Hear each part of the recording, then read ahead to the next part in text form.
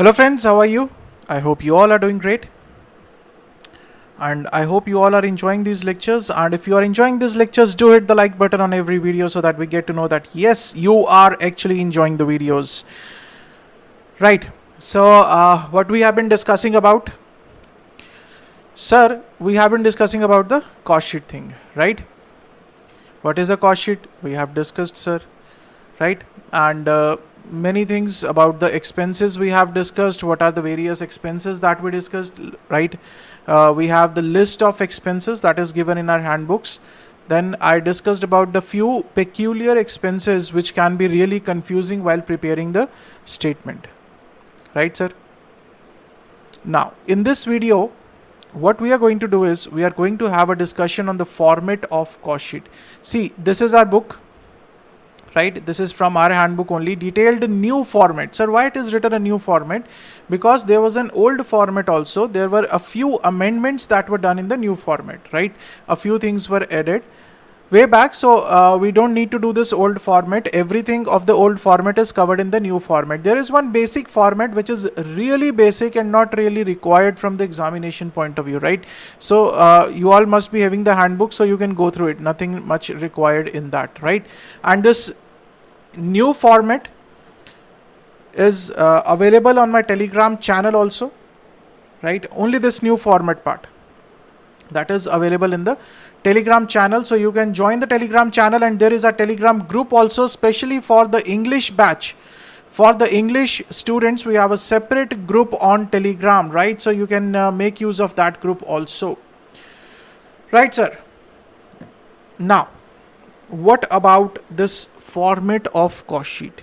This is the detailed format of cost sheet, but we have to do the discussion in detail about this detailed format. Wow, sir, in detail about the detailed format. Great. Now, what is going to be our discussion? Our topic is format of cost sheet, right? Basically, cost sheet, sorry, not cost. I'll write cost sheet here only. So basically, what is a cost sheet? Cost sheet is a statement of estimated cost and profit to identify the selling price, right? And then we have discussed that how this cost is classified into various heads, right? What can be the different parameters of the cost. Now, how to combine all those into a single statement, that is what we are going to study in this format of cost sheet. What I will do is I will first divide this format of cost sheet into 4 parts, right? I'll divide this format into 4 parts. 4 parts, or yeah, no, 5 parts in fact. I'll divide it into 5 parts, right, sir? The first part is going to be the discussion on prime cost, right? Then second discussion is going to be on factory cost. Third discussion is going to be on cost of production. Cost of production. Next on cost of goods sold, right? And the last one on cost of sales. Cost of sales, right? So if you are able to understand these 5 parameters, then your cost sheet is complete, sir. These are the 5 major components that we have to incorporate in the form of a statement, right? So I have divided this whole cost sheet format into 5 parts. One is prime cost, second is factory cost, third is the cost of production, then cost of goods sold, and the last one is cost of sales. Now, coming to the first component, let's discuss about our first component, that is prime cost, right? Now, if we talk about prime cost, we know that this prime cost consists of 3 parts, 3 things basically. One is direct material, right? Second is direct labor, and third part is direct expenses, right? This you all know now. Now, the important point to note here is, in case of direct material, what we say, we here take the direct material consumed. Direct material consumed, that means how much of the direct material we have consumed during the period for which we are preparing the cost sheet, right? So the important thing here to note is, what we have to take is, we have to take the direct material consumed, that how much of the material we have consumed. Sir, why we take direct material consumed and not the direct material purchases? Right? There can be a question. Why we have to take the direct material consumed? See, I told you that we are preparing the cost sheet so that we are able to identify our cost, which is to be recovered from our customer, right? Now, the material which is lying in the store, which you have not consumed in the production, can you recover the cost of that material from the customer? The material is lying in the store, you have not used it in the production. If you have not converted your raw material into finished good, then how can you sell the finished good and recover the cost? You can't. Isn't it? Try to understand my point here. I am saying there are two kinds of material, one which is lying in the store, the other which has been consumed. Now, which one you will be able to recover from the customer? Sir, the one which is lying in the store has not been converted into finished good, right? And consequently, it has not been sold. And consequently, it cannot be recovered from the customer. The direct material which has been consumed means we have converted that raw material into finished good, and now we will be recovering that cost from our customer. That is why we are taking direct material consumed here. I will add one word here. I will say direct raw material consumed, right? For better clarity. Clear, sir? Direct raw material consumed. Direct labor, sir, no issues. Whatever is the direct wages being paid, take that. Direct expenses, whatever the direct expenses, take that. No issues. Now we'll have a discussion on this direct raw material consumed. Direct raw material consumed, right? That how to calculate this direct raw material consumed. First, I'll do the very basic calculation of consumption, right? Say I have chocolates, right? Now what happened?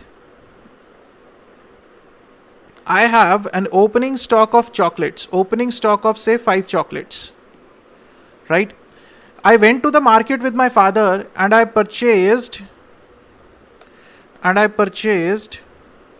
10 more chocolates. Any doubt?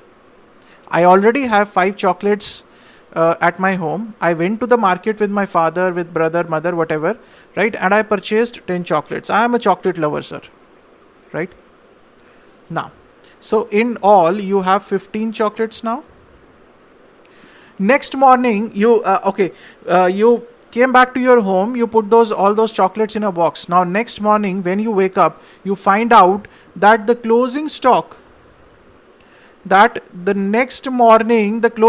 of chocolate was just 7, right? You had 15 chocolates all in all, but when you identified, there were only 7 chocolates in the box. Now sir, this is a problem. Where are those 8 chocolates? Where have those 8 chocolates gone? Now you should tell me that where is the stock of 8 chocolates? That means you had 15 chocolates, but now you have 7 only. That means you have consumed 8 chocolates. That means you have consumed 8 chocolates. Any doubt in this thing? Right? The same thing we are going to apply in the calculation of direct raw material consumption. That is opening stock plus purchases minus the closing stock will give you the consumption. 5 plus 10, total 15, minus 7, that is the closing stock that I have, will give me the 8 chocolates, that is my consumption. Clear? So this is the same thing that I am going to apply in. Okay, I am going to rub this, right? Now, how to calculate this raw material, sir? First, I will take opening stock of raw material, right? Then I will add purchase price of raw material. Purchase price of raw material, right? Sir, anything else to be added here? Anything else to be added here, sir? Or simply subtract the closing stock? Tell me. Anything else you would like to add here? Sir, I would like to add a few things. I told you one thing in the last lecture, that what? When we discussed about the carriage inward, I told you one line that all the expenses relating to the raw material, from the time you order raw material till the time the raw material is received in your factory premises, all those expenses during that period are to be considered in the cost of raw material, isn't it? Right? So that means if I have some freight charges or carriage inward, I will add it here, because that will form the part of my purchase price, right? I'll say carriage inward or freight inward, it is one and the same thing, right? Now, if there any cost of raw material packing, right? If there is any packing cost for which they have charged extra, it will form the part of your raw material cost, right? Other duties and expenses, other duties and expenses, right? Now, when I talk about other duties and expenses, one thing you need to be very much clear about, sir. Duty and expenses means it includes the taxes also, right? Customs duty and all those things. But if there is a tax for which the input tax credit is available, then that tax will not be taken here, right? Ignore the taxes for which the input tax credit is available. Ignore duties and taxes for which ITC is available. ITC is available. Clear? So you need to be very much clear about this thing.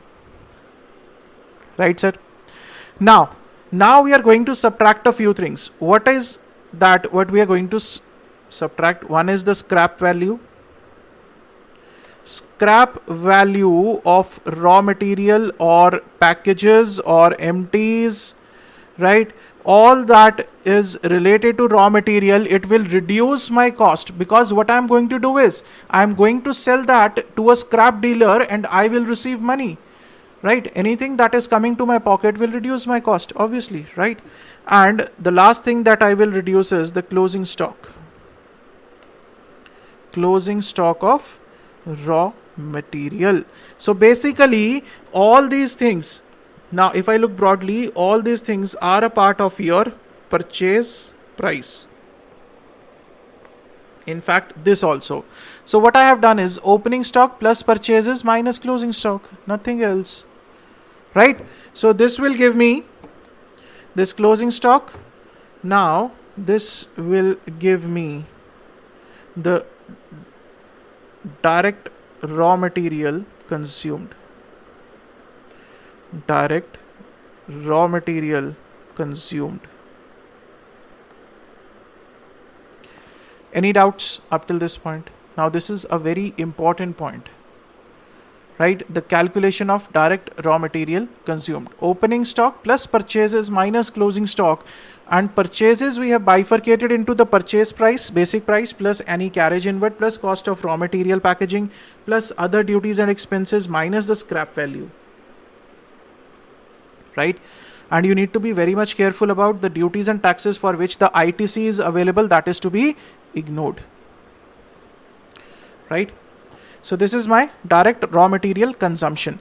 Now you can easily find out the prime cost. We have discussed about the direct raw material consumed. Direct labor will be given to you in the question. Direct expenses will be given to you in the question. Regarding the direct expenses, I have already discussed about the royalty here. I have already discussed about royalty, that when to take under the direct expenses, when to take under factory overheads, and when to take under selling and distribution overheads. So I have already discussed about it, right? Any doubts? So prime cost is done. Now let's see the prime cost. Opening stock of raw material plus the net purchases of raw material plus carriage of freight inwards plus cost of packing plus other expenses and duties, right? Minus sale of scrap of packages minus closing stock of raw material will give me the direct raw material consumed. Then add direct wages, direct expenses will give you prime cost. Clear? So this is the first step I can say that we have covered. Right, sir? So we have discussed about the prime cost. Now the second thing, factory cost. Let's see. Let's see what is factory cost. What is factory cost?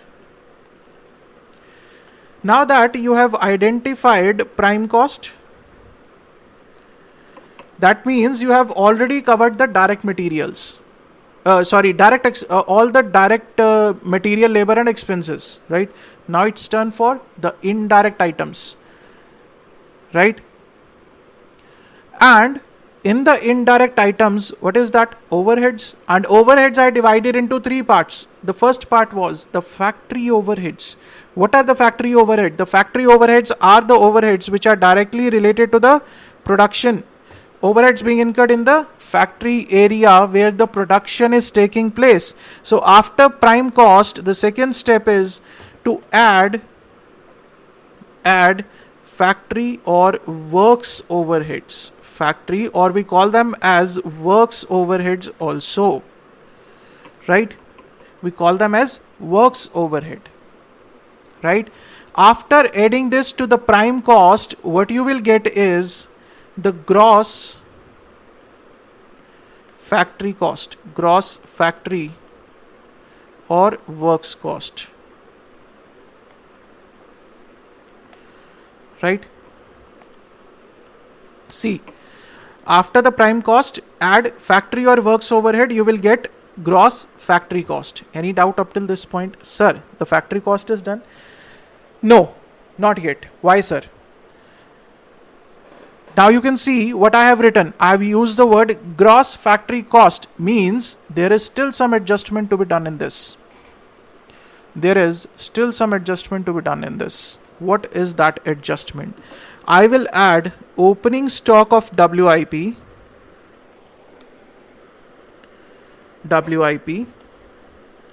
and I will subtract closing stock of WIP, right? The result that I will get is my net factory cost, is net factory or works cost, right? Now just try to understand why I have done this adjustment of WIP. What is meant by this opening stock of WIP and closing stock? Why I have done this adjustment? WIP, you all understand, work in progress. That means those units which have not yet been converted into finished goods. Now why I have done this adjustment? See, this adjustment will give me the cost which has been incurred on the goods which have been converted from WIP to finished goods, right? Try to understand it. Listen, I have the opening WIP units as 1000. So I have 1000 units which are in the production process, right? Add new units, right? There are 1000 new units in the process now. I have a opening 1000 units which are in the process. That means which have not been converted into finished goods. I have 1000 more units. I have introduced 1000 more units. So total I have 2000 units, right, of WIP. Now at the end of the day, when I checked my stock of WIP, that how many units are still in work in progress, so I realized there were only 500 units which were lying in the WIP. That means the remaining 1500 units I have converted into finished good. So what I have done, I have adjusted the opening value of WIP and the closing stock of WIP, right? Why I have adjusted? I have adjusted the values here, right? Or we are going to take the values. Why I have adjusted? To find out the factory cost which has been incurred on the goods which have been converted from WIP to finished goods. Now this factory cost is on the goods which have been manufactured, right? This factory cost is for the goods which have been produced. This is for goods produced and not for the goods in WIP. Clear, sir? Because the cost that we have to recover from our customer will be able to recover if the goods are completely produced. So what we are trying to find out, what is the value of the goods that we have produced. Clear? So this is the second element, that is my factory cost. See here, gross factory cost, add opening stock of WIP less closing stock of WIP, I will get the net factory cost. So what I have done, I have covered the second element here now, that is factory cost, right? Now the third element, that is cost of production. See, when we say there are factory overheads, that means we have incurred a few expenses in the factory area in the manufacturing process. Now there can be some other expenses which are indirectly related to production, right? But indirectly, not directly in the manufacturing process. For example, the administration overheads related to production, right? This word is very, very important. Manufacturing overheads related to production. Then we have the quality control cost. Once you are manufacturing, that means you have to control the quality also, right? You have to keep a check on the quality of the material if you want to sustain yourself in the market, isn't it? Then there is research and development cost. Then there is primary packing cost. Sir, primary packing cost we discussed in the last lecture. Remember, you can check your notes. Then minus the credit for recovery, scrap or miscellaneous income. Now this scrap is what? This is a normal scrap, right? Which has been manufactured during the manufacturing process. This is not a raw material scrap. This is not a scrap of empties or packages. This is the scrap which has been produced during the manufacturing process. So if you are going to sell that scrap and get some money out of it, that is known as credit for recoveries or scrap or miscellaneous income. You will subtract. So all this income is related to your production only. This is indirectly related to your production. Indirectly related to production. Here we take, if we talk about the factory overheads, we say directly related to production. Directly related to production. That means like the machine expenses and all those things, right? Depreciation on machinery of the factory area, right? The electricity expenses of the factory area, cleaning expenses of the factory area, and all those things which are directly related to production. And the indirectly are these things only, right? In the question also you will get these things only. You will directly get written the quality control cost, research and development cost, primary packing cost, administration overheads related to production. Sir, why have you highlighted this administration overheads related to production? I'll tell you. Let me complete this cost sheet first, right? So after adding all these things to the factory cost, what you are going to get is cost of production. That means for the units which you have produced, right? So we are done with the third part. Next part is cost of goods sold. Now what we have to identify? Now I want to identify the cost of the goods which I have sold.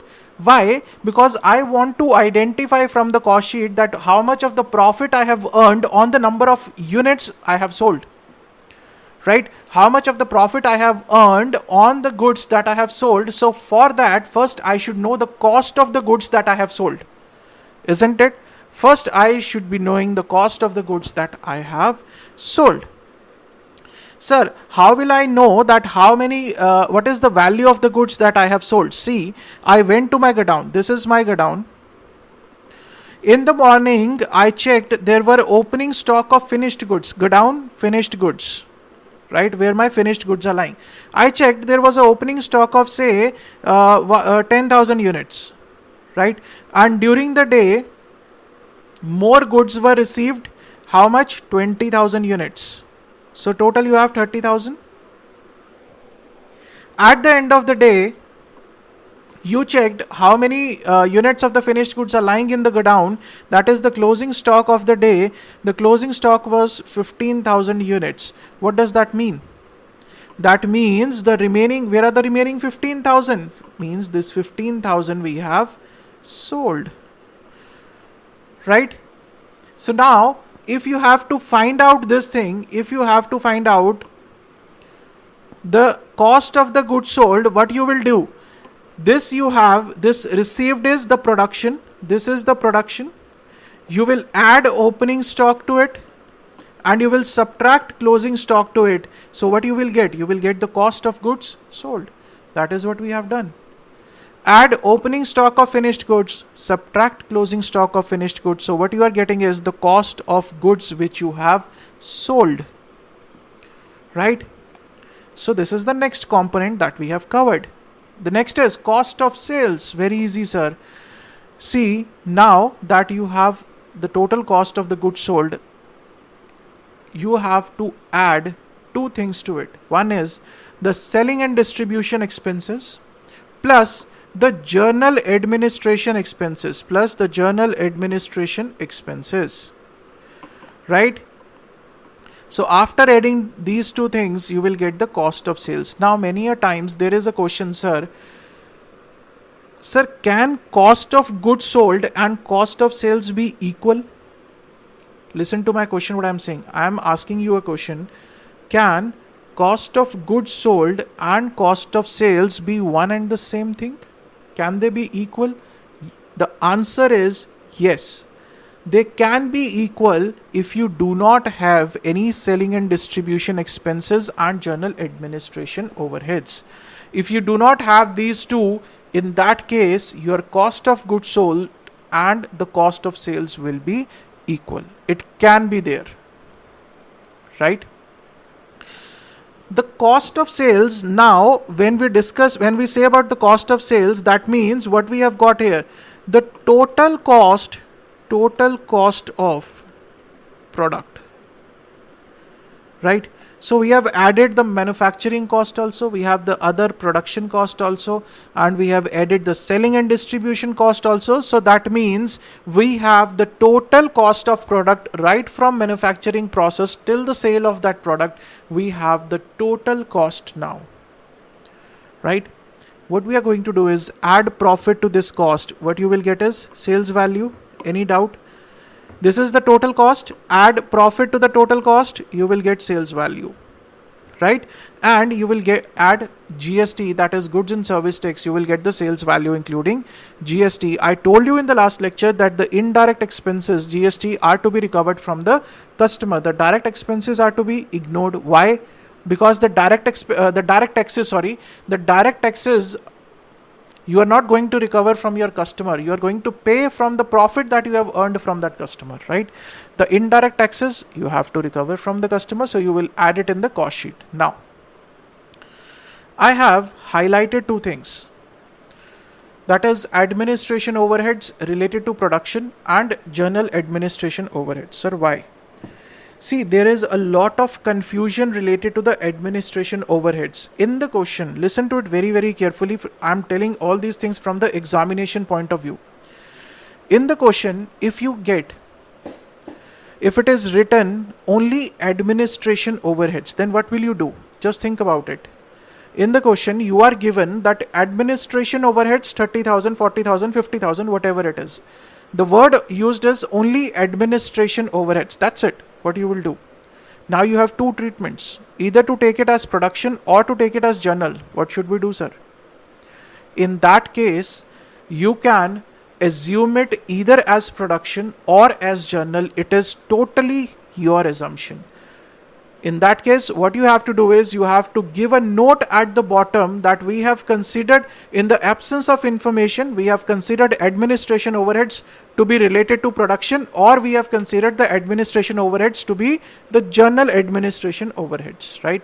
The treatment will differ. See, If you will consider it related to the production, then it will reflect in the cost of production, and if you take it in the general administration overheads, then it will be added in the cost of sales, right? And if the question specifically says that the administration overheads are related to production, then there is no confusion. If the question specifically says that administration overheads are not related to production and these are the journal administration overheads, then also there is no confusion, right? So you need to be very much careful in the examination. Read the question very carefully, right, sir? So this is all about the format of cost sheet. This is the new format of cost sheet. So I told you that we are going to divide it into 5 components, and we have discussed all the 5 components now. This is all about cost sheet. Any doubts?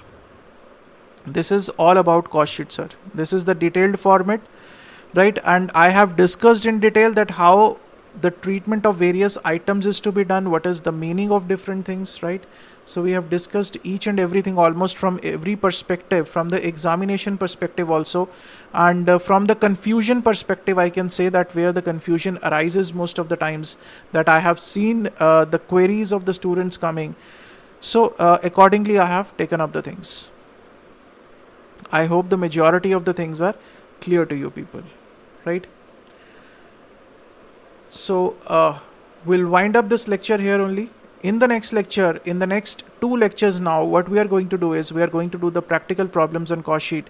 We have 4 practical problems, question number 1, 2, 3 and 4, right? So we have 4 practical problems, and we'll wind up in almost 2 lectures. Yes, we'll be able to wind up in 2 lectures.